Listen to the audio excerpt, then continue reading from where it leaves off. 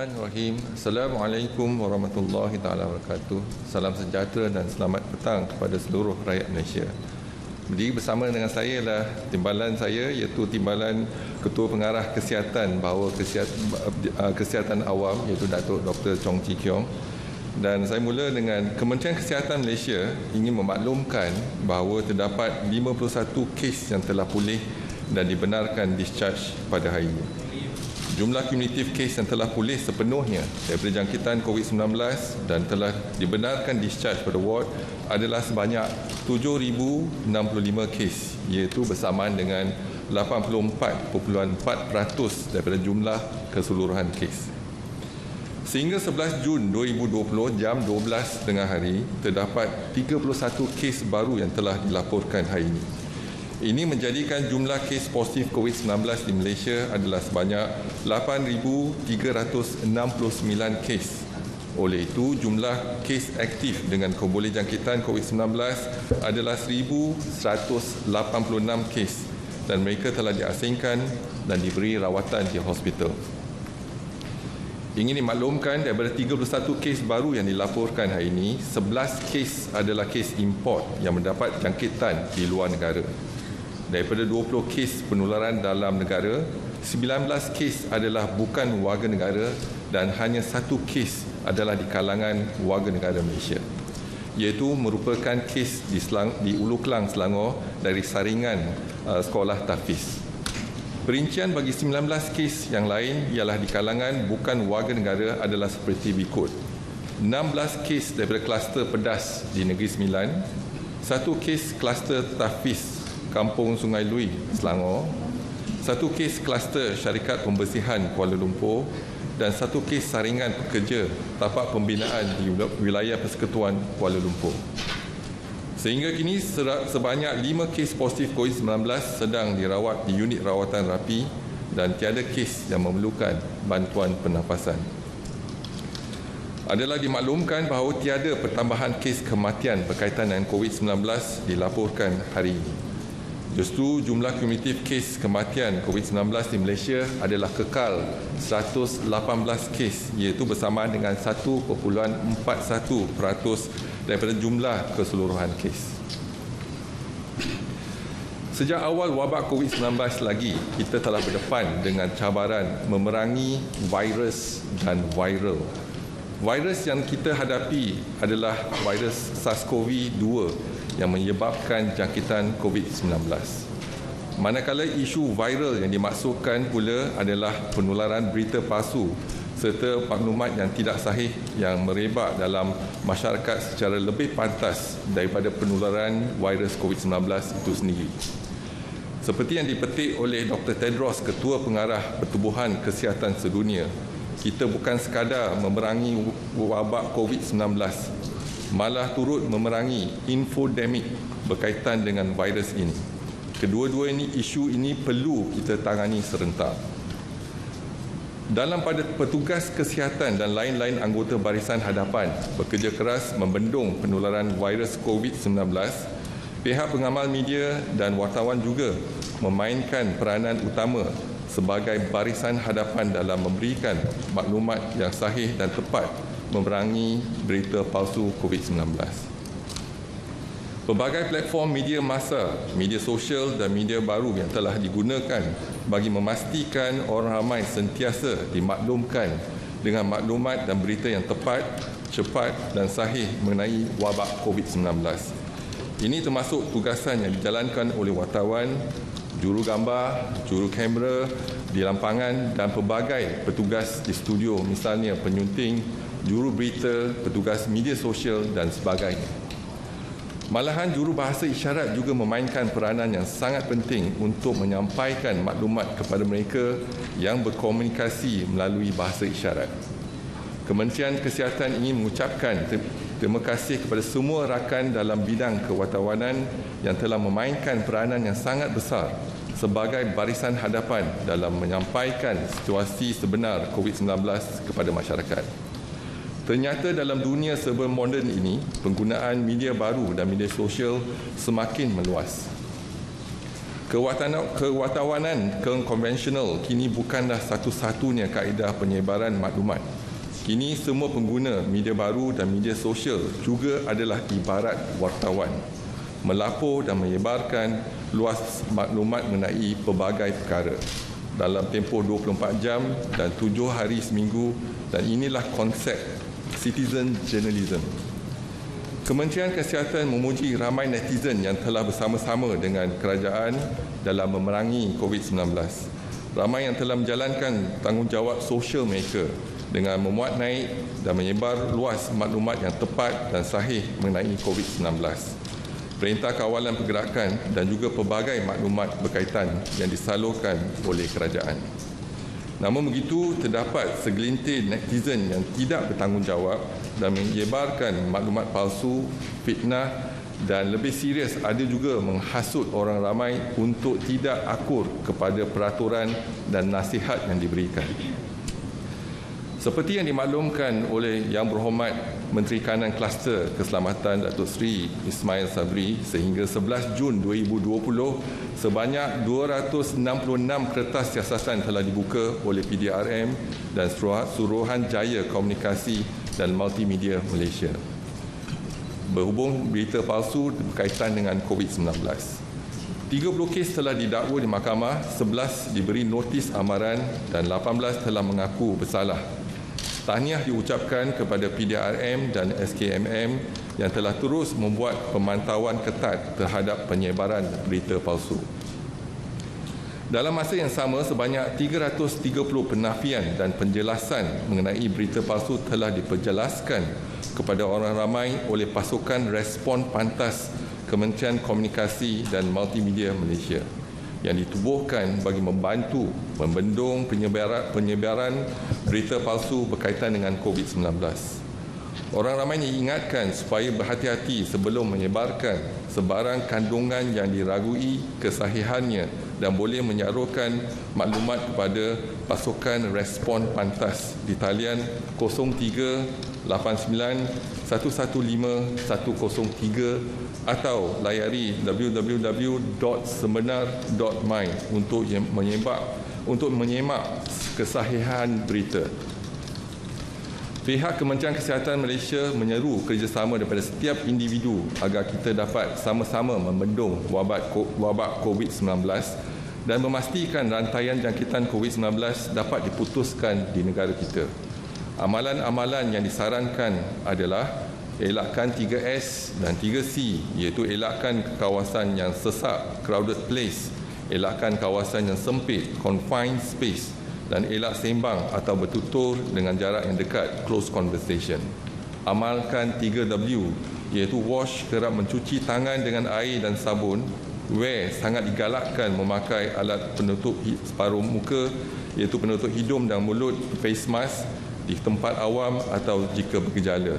Dan warn, iaitu amaran daripada Kementerian Kesihatan yang lebih berkonsep peringatan seperti elak bersalaman dan bersentuhan, amalkan etika batuk dan bersin dengan betul, dapatkan rawatan segera jika bergejala, duduk di rumah dan elakkan kunjung-mengunjung, lakukan aktiviti disinfeksi dan pembersihan di tempat dan kawasan yang kerap disentuh.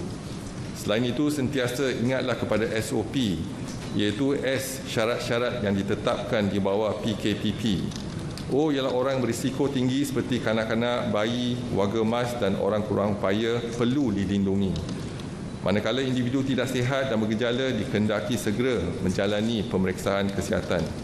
P, penjarakan sosial diamalkan pada setiap masa, iaitu sekurang-kurangnya 1 meter. Kementerian akan terus memantau perkembangan kejadian jangkitan di dalam negara dan juga luar negara melalui maklumat yang diperolehi daripada pihak Pertubuhan Kesihatan Sedunia. Orang ramai akan sentiasa dimaklumkan sebarang perkembangan terkini dan kementerian akan memastikan langkah pencegahan dan kawalan dilaksanakan secara berterusan. Seterusnya dimaklumkan rumusan kes kluster COVID-19 untuk kluster perhimpunan di Masjid Seri Petaling. Bilangan sampel yang diambil ialah 41,750 sampel. Bilangan kes yang positif adalah 3,375. Kes yang masih aktif adalah 173 kes. Kes yang telah sembuh ialah 3,168. Kes kematian adalah kekal 34 kes. Pada hari ini ada pertambahan 1 kes menjadikan jumlah kes keseluruhannya 3,375 iaitu 8.08% dan melibatkan 5 generasi. Dimaklumkan saringan COVID-19 di 428 sekolah tahfiz dan madrasah sehingga 11 Jun 2020, iaitu ada pertambahan 5 sekolah tahfiz dan madrasah pada hari ini. Jumlah pelajar, guru dan kaki tangan yang telah dikenal pasti adalah 22,973 individu dan jumlah sampel diambil dan diuji ialah 16,942 individu bersamaan dengan 73.7%. Jumlah kes yang positif adalah 709 kes iaitu bersamaan dengan 4.2%. Ada pertambahan 3 kes pada hari ini. Mereka yang bergejala adalah 98 iaitu kekal 98, 13.8%. Mereka yang positif dan tidak bergejala ada pertambahan 3 kes menjadikan jumlah 611 kes bersamaan dengan 86.2%. Dimaklumkan saringan COVID-19 di 448 pasar di seluruh negara sehingga 11 Jun 2020. Jumlah peniaga, pekerja, pemandu dan lain-lain yang dikenal pasti adalah 44,421 individu. Jumlah sampel yang diambil dan diuji setakat ini ialah 33,640 individu iaitu bersamaan dengan 75.7%. Jumlah kes yang positif kekal 274 kes bersamaan dengan 0.8%. Mereka yang bergejala kekal 38 kes iaitu 13.9%. Mereka yang positif dan tidak bergejala kekal 236 kes iaitu 86.1%. Dimaklumkan saringan COVID-19 di 411 pusat jagaan warga emas sehingga 11 Jun 2020. Jumlah penghuni, penjaga dan kaki tangan yang dikenal pasti adalah 17,299 individu. Jumlah sampel yang diambil ialah 15,452 iaitu bersama dengan 89.3%. Jumlah kes yang positif kekal 27 kes iaitu 0.2%. Mereka yang bergejala kekal 4 kes iaitu 14.8%. Mereka yang positif dan tidak bergejala kekal 23 kes iaitu 85.2%. Dimaklumkan jumlah kumulatif ujian COVID-19 untuk warga asing setakat 11 Jun 2020 adalah seramai 49,385 individu. Jumlah kes yang positif adalah 2,426 kes dan daripada jumlah tersebut 711 kes masih diasingkan dan diberi rawatan di hospital. Tiada kes yang dirawat di unit rawatan rapi dan jumlah kes kematian kekal 4 kes iaitu bersamaan dengan 0.2%. Seterusnya, laporan rakyat Malaysia yang pulang dari luar negara dan didapati positif ujian COVID-19 dari 3 April sehingga 11 Jun adalah sebanyak 566 kes iaitu ada pertambahan 11 kes pada hari ini dan kesemua mereka pulang daripada negara Mesir dan tidak bergejala. Kes dikesan saringan kedua dalam tempoh masa kuarantin.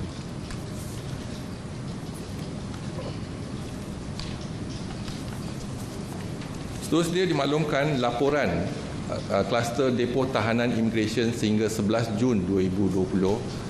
Kluster yang pertama ialah depo tahanan imigresen Bukit Jalil. Individu yang disaring setakat ini ialah 1,623. Jumlah kes yang positif ialah 609 melibatkan 608 bukan warga negara. Kluster yang kedua ialah depo tahanan imigresen Semenyih. Ialah individu yang disaring ialah 1,785 melibatkan sejumlah 66 bukan warga negara yang positif. Depo tahanan imigresen Sepang, individu yang disaring setakat ini ialah 1,477 dan jumlah kes yang positif ialah 60 melibatkan 60 bukan warga negara. Yang kluster yang keempat ialah depo tahanan sementara imigresen Putrajaya, individu yang disaring ialah 101 dan jumlah kes yang positif adalah 2, kedua-dua bukan warga negara. Dan dimaklumkan jumlah pesakit yang masih diasingkan dan dirawat di Hospital Sementara MAIPS adalah seramai 414 pesakit iaitu 413 bukan warga negara dan seorang warga negara. Jumlah kumulatif adalah 1,354 kes dan 940 telah pun pulih dan dibenarkan discharge setakat ini. Seterusnya dimaklumkan, laporan kluster COVID-19 yang telah tamat tempoh pemantauan dan pengawasan untuk 28 hari setakat 11 Jun 2020, iaitu kluster Madrasah Solok Duku di negeri Melaka, iaitu melibatkan jumlah 4 kes dan tiada kes kematian.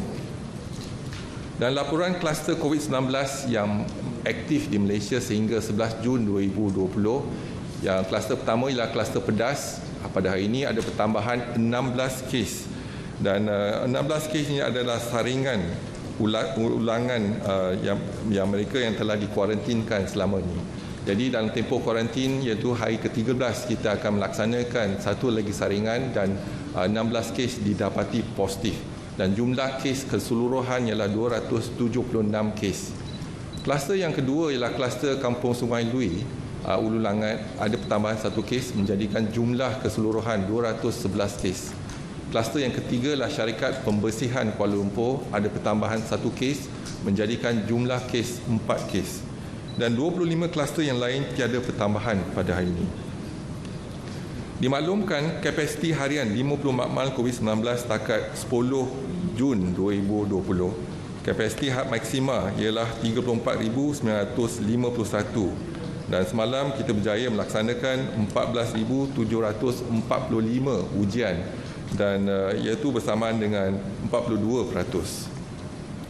Seterusnya dimaklumkan laporan jumlah kumulatif pesakit yang disaring dan diuji COVID-19 sebelum menjalani pembedahan di Hospital Kementerian Kesihatan Malaysia adalah seramai 22,802 pesakit. Jumlah kes yang dikesan positif adalah 5 kes bersamaan dengan 0.1%.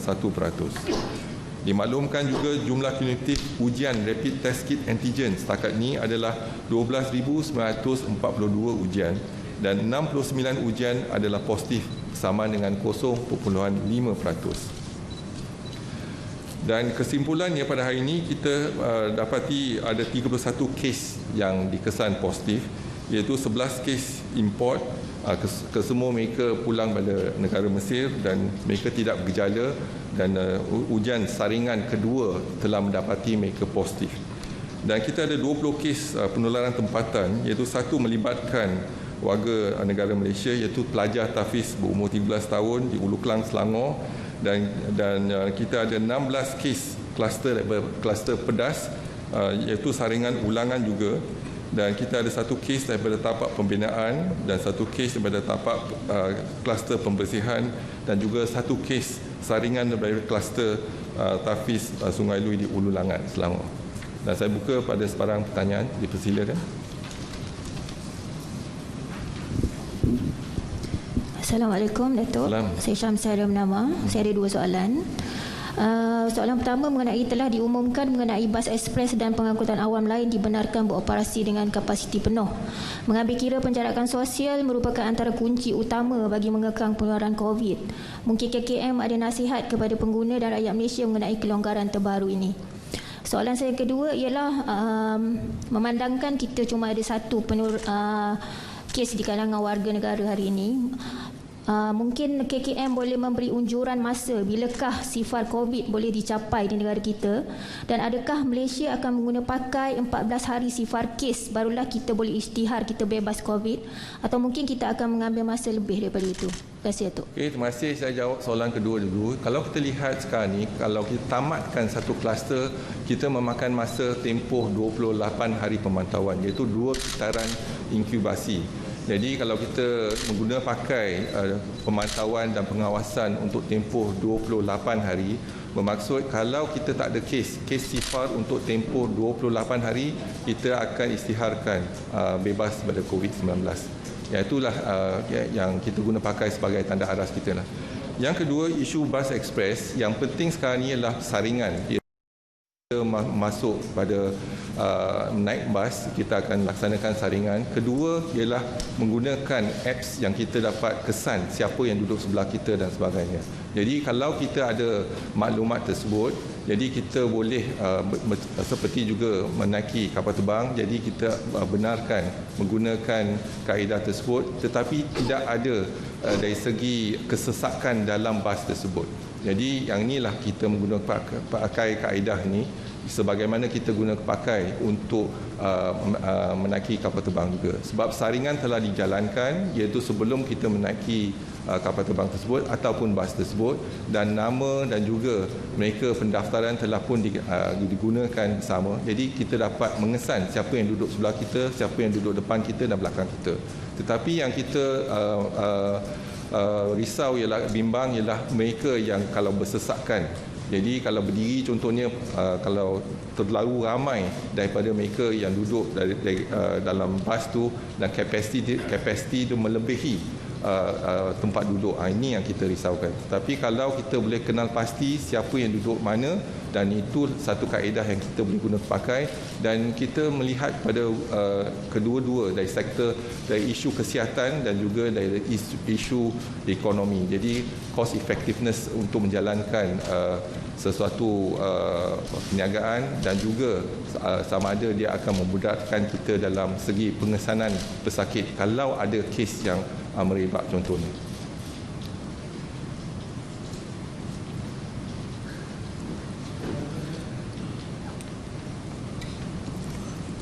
Assalamualaikum Datuk, Rosma daripada RTM. Saya ada satu soalan. Hari ini persatuan dan pemimpin yang mewakili OKU merayu untuk kerajaan membuka kembali perkhidmatan urutan dan pusat refleksologi, memandangkan di bawah PKPP ini banyak sektor ekonomi telah dibuka seperti kedai gunting rambut, salon rambut dan sebagainya. Ini berikutan ramai kalangan mereka yang kehilangan sumber pendapatan sepanjang tempoh PKP dan PKPB baru-baru ini. Jadi dari sudut pandangan KKM macam mana, Datuk? Terima kasih. Jadi kalau kita lihat kepada PKPP ini, jadi kita sekarang ni telah masuk pada fasa pemulihan. Jadi dalam fasa pemulihan kita menggalakkan semua sektor untuk buka secara peringkat. Jadi kalau kita sekarang ni untuk OKU dan untuk urutan dan sebagainya, kita masih mengemaskan SOP, dan insyaallah kita akan bentang kepada MKN untuk mendapat kelulusan dalam tempoh terdekat ni lah. Jadi kita memang berhasrat untuk membuka, tetapi kita kena lihat dengan teliti SOP yang boleh diguna pakai. Dan kita telah pun membuka kedai gunting rambut, salon dan sebagainya, tetapi sekarang ni kita juga lihat kepada sektor-sektor yang lain, dan yang pasti kalau kita sampai penghujung PKPP ni, kita dah kalau boleh mula buka semua sektor, dan kita kena pastikan jumlah kes harian tak meningkat. Jadi kalau kita boleh kekalkan 2 angka ataupun 1 angka, dan kalau kita boleh turunkan lagi jumlah kes, dan kita boleh buka lebih banyak, jadi kita kena seimbangkan kedua-dua tu. Jadi pada permulaannya kita risau juga kalau ada peningkatan kes yang mendadak, terutama selepas Hari Raya. Tetapi kita lihat sekarang ni tak ada peningkatan kes, malah kes menurun pula. Jadi bila kes menurun, kita akan buka lebih banyak sektor lagi. Yang tu insyaAllah kita akan bentangkan SOP kepada MKN, dan mungkin dalam minggu depan insyaAllah.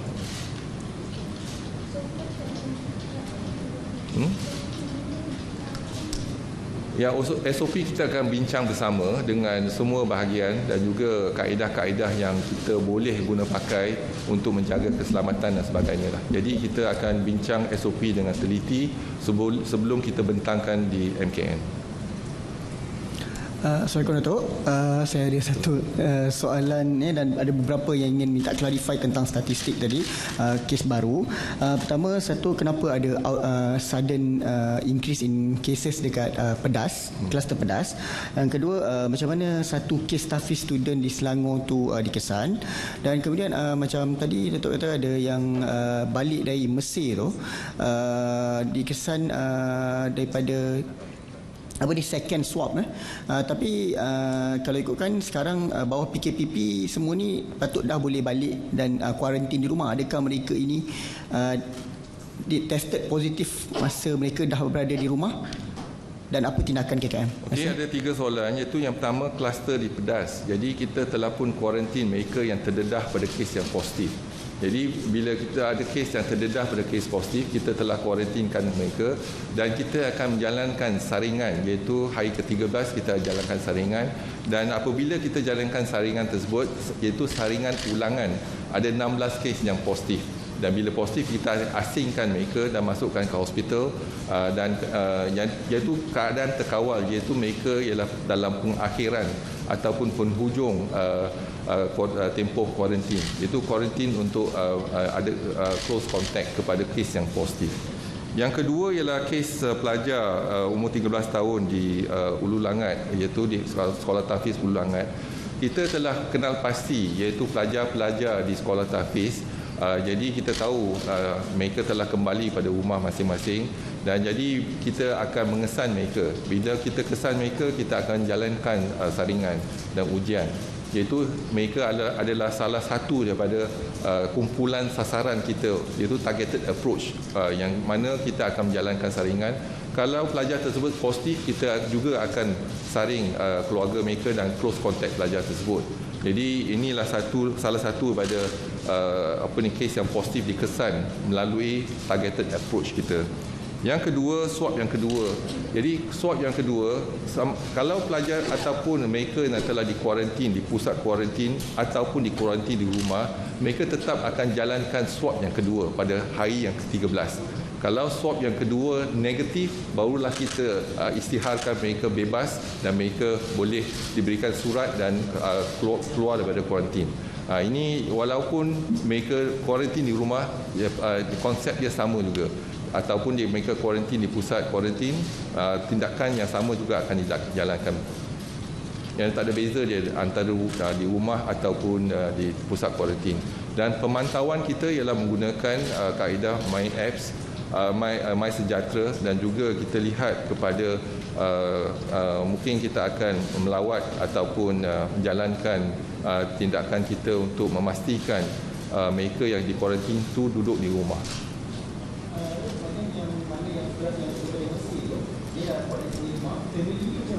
Tak, yang 11 di Mesir itu ialah dikuarantinkan di pusat tahanan, iaitu pusat kuarantin di Melaka.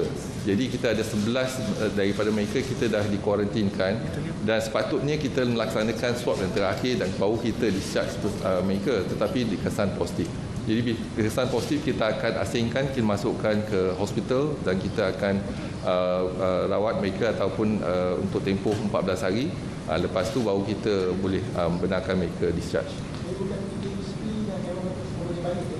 Ya, yang ni sebelum mereka balik lagi, sebab mereka telah dikuarantinkan lebih awal lagi. Assalamualaikum Datuk. Ada satu soalan kat sini. Lebih 100 peniaga di Pasar Jalan Raja Bot, Chowkit mengadu mereka perlu melakukan ujian saringan COVID sebelum mereka dibenarkan berniaga semula oleh DBKL. Sebelum ni Kementerian Kesihatan telah membuat 4 kali ujian saringan di kawasan terbabit ketika PKP. Namun peniaga itu tidak dapat hadir kerana tidak boleh keluar daripada rumah pada radius 10 km. Justru adakah pihak KKM akan mempertimbangkan untuk membuat saringan lagi di kawasan itu kepada penjaja dan peniaga yang tidak berkemampuan agar mereka boleh kembali berniaga? Terima kasih, Datuk. Okey, terima kasih. Kalau kita lihat di PKD Titiwangsa telah menjalankan saringan COVID-19 bagi tujuan untuk mengesan dan mengekang penularan wabak serta meningkatkan liputan saringan COVID-19 di Pasar Raja Bot. Dan saringan ini telah dibuat sebanyak 6 kali daripada 23 April hingga 12 Mei 2020. Dan saringan tidak lagi dijalankan selepas tamat tempoh jangkitan tersebut.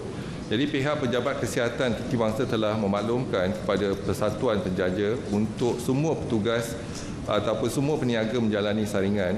Akan tetapi ada sebilangan peniaga yang menolak untuk disaring kerana peniaga itu tidak berniaga sejak tempoh PKP.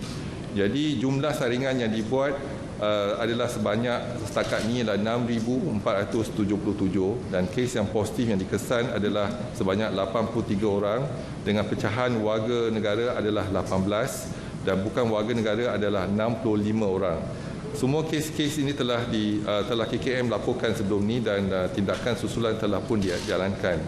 Dan PKPD Titi Wangsa juga telah mengadakan 4 kali sesi pertemuan dengan pihak Persatuan Penjaja Pasar Raja Bot bagi memaklumkan aktiviti hasil saringan dan koordinasi aktiviti dengan agensi yang terlibat, iaitu Persatuan Penjaja Pasar Raja Bot, DBKL, PDRM, Rela dan APM, untuk mewawarkan setiap aktiviti saringan kepada semua peniaga di Pasar Raja Bot.